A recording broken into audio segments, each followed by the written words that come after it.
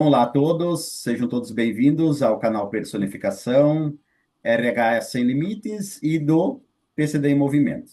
Eu sou da Cida da Silveira, pessoa com deficiência visual e especialista em gestão de pessoas, e hoje estamos aqui com um amigo muito especial, que é o Paulinho. Vou deixar o Paulinho se apresentar, ele é cadeirante, e hoje com uma data muito especial, que é a semana do Dia dos Pais. Então, Paulinho, faça as honras aí, pode se apresentar. Olá, Oda, tudo bem? Então, eu sou o Paulo César Martins, sou cadeirante, tetraplégico, perdi o movimento das mãos e das pernas, então eu não consigo abrir nem fechar as mãos. Eu me encontro nessa posição que eu estou deitado, porque é o melhor jeito que eu me sinto quando eu estou em casa para trabalhar, digitar no computador, escrever. Como foi uma posição que eu me adaptei, então eu leio mais rápido e faço os trabalhos mais rápido nessa posição do que sentado. Para sentado, eu tenho que estar clicando e como eu digito, né? Daí Uhum. eu tenho que digitar com o lado da mão. E quando eu tô geralmente deitado, fica muito mais fácil, o braço não cansa, é Ah, uma adaptação. Então, Oda, como gostaria de dizer que eu tô com o cabelo curto atualmente, sem barba hoje, fazer uma autodescrição, né? uhum. Ah, tô ficando grisalho, tô ficando velhinho, tô vestindo uma blusa com cinza, com uma gola branca, e o meu velho travesseiro com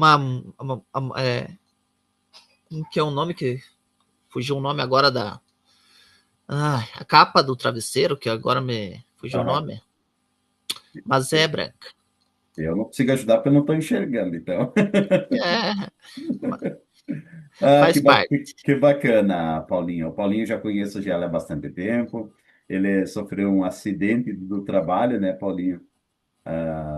Conte um pouquinho essa história aí para o pessoal também conhecer como é que tu chegou a essa situação assim de se tornar uma pessoa tetraplégica. Perfeito. Eu fui um acidente de trabalho, na verdade, percurso, era 4 horas da manhã, eu estava indo para o trabalho, era para um ônibus da minha cidade estar subindo no meu bairro e ele estava descendo, ele veio ao contrário por causa de uma sinaleira Uhum. que tinham colocado recentemente, então ele começou a fazer essa rota contrária e eu estava no ponto do ônibus, fui atravessar, pegar e não deu tempo. Ele me bateu, acredito, né, que achando que ele tinha me visto e na verdade ele não me viu, eu devo ter ficado no ponto cego do ônibus, então ele me bateu, me arremessou, eu fui arremessado a 4,15 m, bati com a cabeça no chão e o peso do corpo em cima, então ele que fez a lesão em C5 e C6. É É mais ou menos um isso. simples fato assim do cotidiano e um segundo de descuido, né? E acontece uma situação dessa. Claro, a gente passa por muitos desafios, né? Eu acredito assim que esse processo seja um pouquinho mais doloroso, porque o meu processo de perda de deficiência visual ele foi gradativamente, né? E o teu foi assim uma ruptura muito drástica, né? Na na tua vida, né? Então, esse processo eu acredito também que deve ter sido muito doloroso e demorado assim para fazer essa reabilitação chegar hoje, que logo logo a gente também vai chegar a esse ponto na condição que você está, né? Sim. Até que, Oda, eu sempre fui um menino, eu sou o mais velho dos irmãos, né? Uhum. Então, sempre a gente tem que ser o mais forte. Geralmente, o mais velho, principalmente, tem que ser o mais forte. Então, eu sempre pensei que eu queria, onde que eu queria chegar, alguns objetivos. Então, eu até superei rápido, eu acho assim.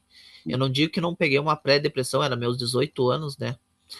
Eu não digo que não peguei uma pré-depressão, até porque eu fiquei meio trancado em casa, não conseguia sair sozinho, não conseguia sentar, não conseguia deitar, só na cama. As pessoas vinham visitar, eu tinha que contar a minha história, dizer que daí as pessoas, tenta movimentar o pé, tenta movimentar a mão, e não conseguia. E isso machuca, né? Vai machucando. E a minha irmã tinha lido um livro para mim de Feliz Ano Velho, do Marcelo Rubens Paiva, Feliz Ano Velho, e contava a história também de um cadeirante, e eu não me toquei quanto tempo fazia.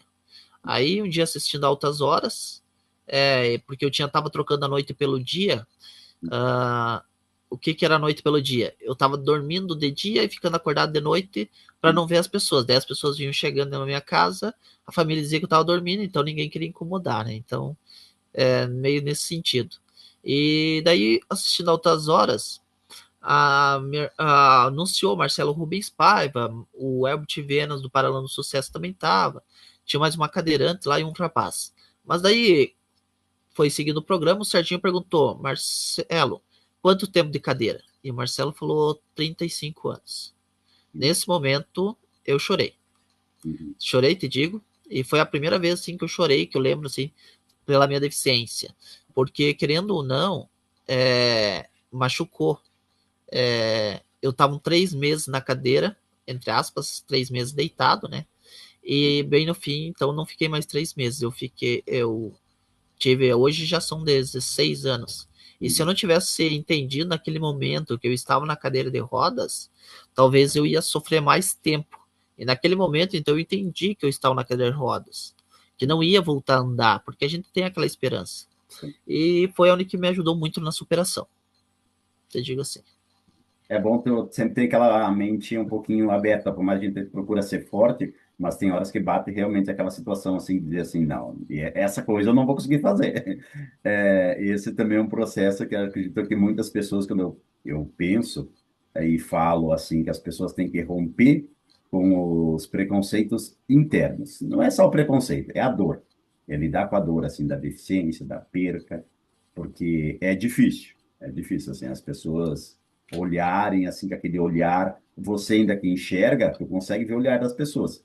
A pessoa com deficiência visual, ela sente que tem um olharzinho ali de dó, de pena, aquela situação assim. E mas a gente tem que seguir em diante, né? Tem que seguir em diante, levantar a cabeça para cima, cuidar dos nossos sonhos, nossos projetos, né? E ir sempre em diante. Então, hoje, graças a Deus, você também, você já é um cara que já se formou, né? Qual que é a sua formação? Na verdade, me formei primeiramente em contabilidade, aí Uhum. não conseguia trabalho, que é uma das coisas que a gente vai discutir, e Sei. depois eu acabei fazendo licenciatura em matemática. Hoje eu sou professor. Tu chegou a trabalhar um pouco, tu tentou entrar na empresa privada, né? E tu não conseguiu ter essa inserção por causa dessa dificuldade do entendimento dos recrutadores, quanto às tuas habilidades. Geralmente seria isso, né? Exatamente. Na verdade, a minha primeira graduação, como eu falei, foi Ciências Contábeis. Na universidade, por mais que eu não tinha o movimento das mãos, eu nunca precisei de adaptação é, de material. Eu precisei de uma adaptação do mouse em um computador da universidade, porque eles não deixaram eu utilizar o meu notebook, porque eles não poderiam passar o sistema que eles tinham, que eles precisavam passar no meu notebook. Então eu tive que usar um computador deles, então eles tiveram que fazer a aquisição de um mouse adaptado como se fosse o mouse do notebook, que é onde que eu consigo movimentar. Mas tu O usava no mouse, estilo joystick ou não? não, eu uso do mesmo estilo do notebook. Só o quadradinho aqui eu consigo trabalhar, mas aquele redondinho onde que a pessoa pega com a mão ali, dá os cliques, para mim ele não, porque eu no movimento dos dedos não tinha facilidade. Aí, para ir, tipo, tudo que era cálculo eu fazia pelo Excel. Uhum. E tudo que era digitado pelo Word, não tinha tristeza. Só que quando eu fui fazer a prova de recrutamento, ali a seleção do recrutamento, chegou numa hora que a moça me perguntou: e como que você lida com os papéis, com um maço de papel? Porque ela viu o movimento das minhas mãos, né? Sim. Eu falei: olha, eu com uma grande quantidade eu vou ter dificuldade, porque eu não vou conseguir Uhum. pegar e colocar isso na mesa, Uhum. ficar virando as folhas com facilidade. Se o meu colega do trabalho estiver do lado e puder, em vez em quando, virar a folha para mim, quando for necessário, vai ajudar muito, porque daí eu não vou precisar me esforçar demais ao ponto de precisar fazer esse movimento que para as pessoas que movimentam o braço, a mão, é simples, né? Uhum. Então, foi assim, para mim, É uma na hora do própria. recrutamento, Uhum, pode continuar. para mim, foi normal. Eu não me senti assim que eu fui mal na hora, mas, no entanto, nunca houve uma devolutiva. E não foi só num local, Uhum, né? Foram vários locais, porque eu já uhum. estava formado e eu queria trabalhar, né? Porque a Mas gente quer você, no teu pensamento, você achava que tu poderia desenvolver uma outra atividade a não ser lidar com papéis? De repente, uma análise de dados ou trabalhar mais assim no computador? sim. Na verdade, a contabilidade pega muita coisa, né? Tem muita Uhum, área. Sim, eu uhum, poderia. Mas foi uma das perguntas dela, foi essa de mexer com papel, e eu tive que responder. E a gente sente quando, querendo ou não, a gente sente que isso não foi favorável, entende? tem. Porque a gente sempre quer, na hora do recrutamento, sempre ser o mais top para poder, sim, entrar no mercado de trabalho. Eu, de um dos meus casos, eu tive uma entrevista também de emprego e o cargo era muito bom, e era um cargo para lidar com entre agências, não era nada atendimento ao público, tudo, era tudo interno, né? Era fazer, conversar, agendar reuniões, todo esse processo interno entre agências. Aí a recrutadora me falou, tá, e se nós for para um evento, como que você vai lidar? Então, o serviço era interno. Mas aí eles colocaram um empecilho que era se tivesse um evento, como que eu iria lidar com a situação. Então, eu acredito que os recrutadores, sim, eles têm o perfil já que eles precisam colocar, mas quando eles acham alguma coisa que dá para usar para que aquela pessoa não participe, não avance no processo, eles usam, e claro, eles têm que achar o perfil que a empresa necessite, né? Mas falta um pouco de clareza nesse sentido, em abrir mais as portas para as pessoas com deficiência, que são as deficiências graves, né? Que nem é o seu caso, o meu caso. E muitos recrutadores não conseguem visualizar essa competência, esse potencial desses profissionais. Depois que fez contabilidade, tu disse que tu fez uma outra especialização? Sim, eu continuei depois. Na verdade, nesse meio tempo que eu acabei me formando, e quando eu estava me formando, eu já participava de ações da pessoa com deficiência, Conselho Uhum, Municipal de Direitos das Pessoas com Deficiência, sim, Conselho da Acessibilidade Permanente de Chapecó aqui, uh, que mais? Auxiliar o Ministério Público. Então, assim, eu estava sempre na ativa, eu sempre uhum, fui um cara muito participativo. No entanto, daí não consegui emprego, comecei a procurar uma segunda. Não é que eu procurei uma segunda graduação. Passei por perto de uma placa, tinha uma informação sobre uma segunda graduação e eu acabei fazendo então licenciatura em matemática. Depois disso, enquanto eu trabalhava, fiz uma pós em educação especial, que era uma área que eu defendia muito, e a escola também tem muitas pessoas com deficiências, né? Principalmente os estudantes. sim. E agora, contando, eu acabei terminando o mestrado e não sei se você está sabendo, eu acabei de ser aprovado no doutorado. Ah, Então, parabéns. Ah, vou coisa boa. começar a logo o doutorado também. Ah, bacana. É isso aí, sempre busca mais, cada vez mais do conhecimento, né? Mas qual seria o teu objetivo para frente, assim, depois de fazer o doutorado? O que que seria daí? Qual que é o objetivo de fazer o doutorado? Então, é mais conhecimento, buscar Uhum, conhecimento mesmo. Eu desejo passar no concurso público. Agora também vai abrir um concurso público do município. uhum. E também, quem sabe, uma universidade. Mas a princípio, por enquanto, é se efetivar como concurso público para depois, Tá. quem sabe, uma universidade. E você, tu é casado também, né? Tu tem um gurizinho, Pedro. Como é que foi, assim, assim, você conta um pouquinho como é que foi essa história, assim, de você sendo já uma pessoa com deficiência, conheceu a tua atual esposa, né? Como é que é isso? Como é que foi isso aí?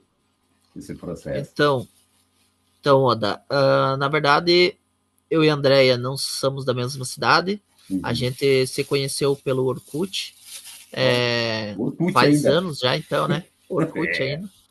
Nós começamos a trocar umas mensagens lá. Aí fomos pro MSN, que Hum, já é extinto hoje também. sim. Depois a gente foi pro Skype. E Aham. daí, bem no fim, a gente acabou. Na verdade, nesse período, a gente acabou se conhecendo, né? Nesse período Uhum. dessas internets aí. Uhum. E a gente se via todo dia, na verdade, pela webcam. Uhum. Aí um dia ela veio me conhecer aqui em Chapecó e ela sentiu que não tinha empecilho com a minha deficiência, porque eu já era cadeirante há um ano e meio, mais ou menos. Uhum. E quando durou mais 2 anos de namoro e mais um ano de noivado. Isso ela lá na cidade dela, em Santa Helena. Olha só. E quando dava 450 quilômetros longe, então uma vez por Uhum. mês eu ia para lá e ela vinha quando ela podia para cá, porque ela trabalhava e estudava, e eu na época só Ah, estudava, uhum. então era mais fácil para mim. Uhum. E a gente acabou casando no terceiro ano que a gente se conhecia, e hoje são mais 10 anos, indo para 11 anos de Uhum. casamento. Caraca, eu sei, já acompanho vocês aí, parabéns aí. E agora há pouco vocês, não, agora há pouco não, já tem, acho que 2 anos, né? O Pedro, quantos anos ele tem? É, o Pedro está com Um um ano e 10 meses. ano e 10 meses. Como que foi, assim, Uhum. você descobrir ser pai? Como é que foi essa história, assim? Como que você Então, sentiu, assim? o Pedro a gente já vinha há um tempo tentando ter ele, mas não conseguia. Então a gente começou a fazer alguns exames, descobrimos que eu tinha um probleminha por ficar muito tempo sentado, Uhum.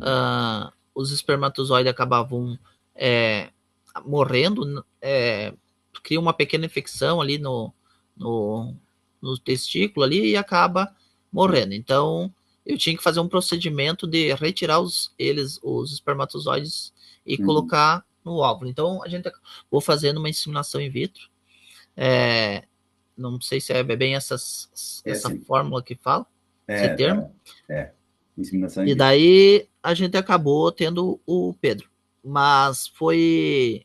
A gente teve, tipo, colocou o embrião hoje e mais ou menos 10 a 15 dias para tu ter uma confirmação total, né? Uhum. E nós tínhamos ido trabalhar e a minha esposa saiu de meio-dia, foi fazer o exame e não me contou.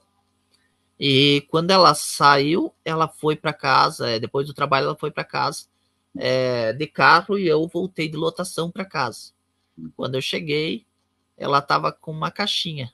E essa Ah, caixinha tinha a famosa roupinha do caixinha. nenê dentro. Ah, que Já coisa estava a boa. roupinha do nenê dentro. Uma roupinha branca, que não identificava ainda o sexo, né? Porque Uhum. faziam 8 dias mais ou menos que ela já estava com o nenê na barriga, mas a gente não, porque foi colocado embrião e daí ele tem que fixar, né? Depois que fixou, cuidar os tratamentos ali, fazer tudo certinho.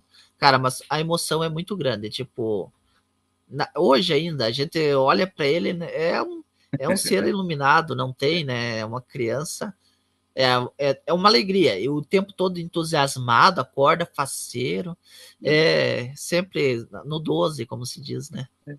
É a coisa mais maravilhosa do mundo, né? Não tem. É Eu acho assim incrível. que a criança, depois que você se torna pai, e eu acho que assim é bem importante de falar assim que tem um certo preconceito das pessoas, né? Diz, não, se ele não enxerga, como é que ele vai cuidar de uma criança? Ah, se ele não faz isso, como é que ele vai cuidar de uma criança?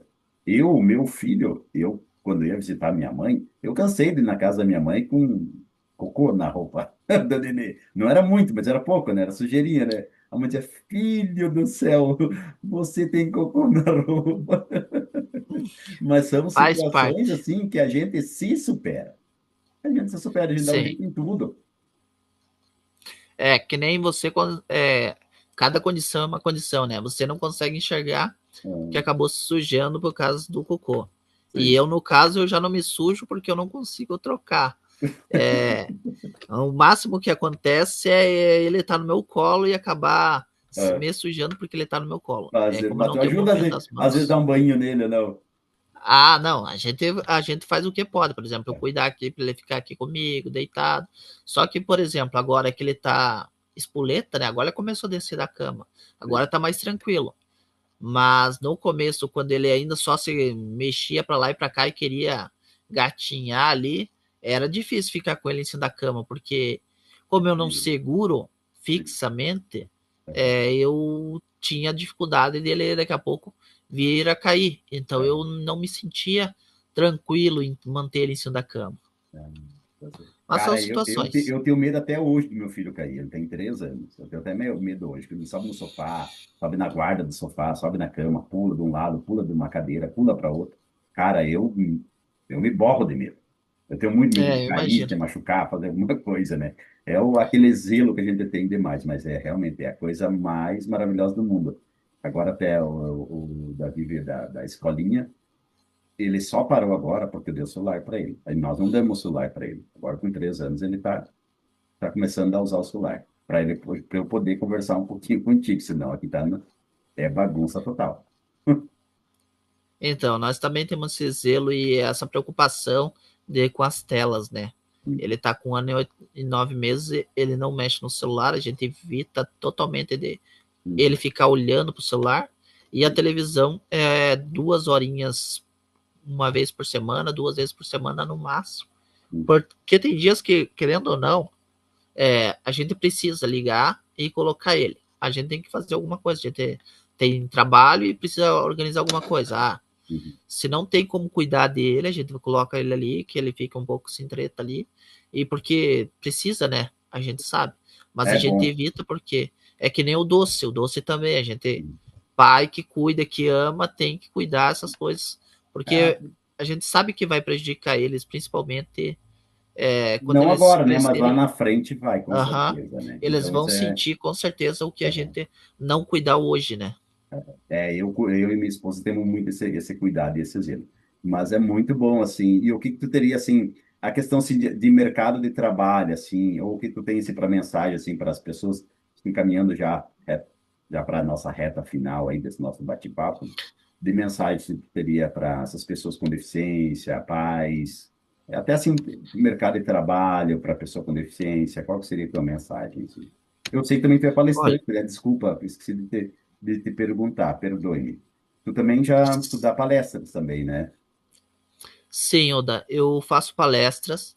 É, é uma, é uma área mais particular minha, eu conto um pouco da minha história, ou eu também ela é direcionada a acidente de trabalho, ou também, na verdade, eu faço a parte da BNT, de trabalhos acadêmicos, então eu também faço a palestra da BNT, essas coisas, trabalhos da APAS também. Mas assim, o que eu digo sobre pessoa com deficiência no mercado de trabalho?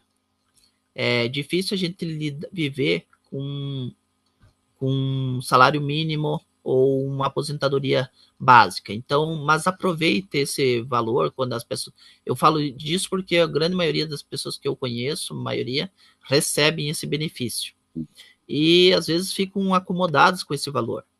E não é, esse valor não é o que vai deixar nós bem, autoestima elevado, ou ter alguma condição de ter benefício, de comprar alguma coisa para si. Aproveite esse benefício enquanto você está estudando, estude, procure alguma coisa que você goste, é, veja cursos. A pessoa com deficiência em Santa Catarina, por exemplo, tem em bolsa de 100%, seja na particular ou na estadual, federal. Na particular, você tem que pagar a primeira mensalidade, comprovar lá os teus requisitos e pronto, e você tem esse direito. Então, assim, tem que buscar os estudos. Eu sempre incentivo, estude, porque depois as oportunidades aparecem. Vai ser difícil? Não vai ser de primeira. A gente acabou de contar a realidade nossa aqui que não foi de primeira, mas tem oportunidade. Eu acabei indo daí pro lado público, né? porque como eu fiz a licenciatura, e o público ele é mais fácil, eu digo assim, para a pessoa com deficiência se concretizar ao mercado de trabalho, querendo ou não. Porque tem a lei e o público tem que cumprir, né?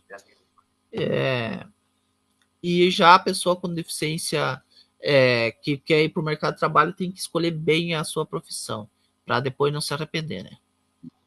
E esse é um dos pontos estratégicos, né, Paulinho? Assim, a pessoa às vezes quer muito fazer uma coisa, mas às vezes para você se inserir no mercado de trabalho é mais complicado, né? Tem que achar alguns pontos mais estratégicos, pensar mais no futuro e, claro, nunca deixar de sonhar, né? Em constituir sua família, conseguir comprar sua casa, seu carro, conseguir seu emprego, ter filhos. Eu acho que isso é muito importante levar essa mensagem, né, para todo mundo, para todas as pessoas com deficiência, e sim, tem possibilidade, claro, a gente não vai entrar no mérito das deficiências, dos graus da deficiência, a gente sabe também, tem situações e situações, cada um tem sua particularidade, mas tudo é possível, basta a gente crer, acreditar, né, e seguir em diante, né, não podemos parar. Eu quero fazer uma coisa bem que eu não tinha feito ainda, que é a minha audiodescrição. No início a gente lida tanto com isso e a gente acaba por falhar no início, que você começa aquele bate-papo bem descontraído, né? Então, sou um homem já com 45 anos também, já sou cabelos grisalhos, estou usando uma camiseta azul na minha sala, no notebook, e uso um teclado auxiliar para escrever no notebook, eu não gosto de digitar no notebook, e atrás tem uma cortina, agora eu não me lembro a cor da cortina, mas enfim. É branco. E eu não estou usando o microfone, eu uso o microfone do próprio notebook. Bem, muito bom mesmo falar contigo, Paulinho. Assim, eu acredito que a gente precisa assim se reunir mais, conversar mais, porque tu também é enxadrista, nós participamos muito de torneios junto também, né? E nesse Santa Catarina fora aí vários eventos e a gente precisa assim cada vez mais se unir para que nossos direitos sejam garantidos, não sejam perdidos e também que a gente sirva também de inspiração, assim como a tua história que é muito bonita para outras pessoas, né, que possam se inspirar e claro construir a sua vida, o seu futuro, que tem sim um jeito, tem possibilidade, né? Oda, muito obrigado pela oportunidade e um forte abraço. E a O todos Pedrinho, será também. que aparece ainda aí ou tá? Deixa eu conferir. Amor, o nenê tá por perto, ó. Ah, não, já tá dormindo. Já tá dormindo, então, Já. tá, Paulinho? Ah, não, ele dorme muito cedo e acorda muito cedo. 6 horas da manhã, seja sexta, seja de Que segunda a domingo, 6 horas da manhã beleza. tá acordado. O meu já dorme tarde e acorda tarde. Mas então tá, um feliz Dia dos Pais para ti, meu querido. Muito obrigado aí pela nossa entrevista, pelo nosso bate-papo. E não deixe de seguir nosso canal, sigam o nosso canal e se inscrevam para que a gente sempre assim possa estar crescendo. E agradeço a presença assim de todos que estiverem visualizando, quem puder também pode compartilhar. Valeu, gurizinho.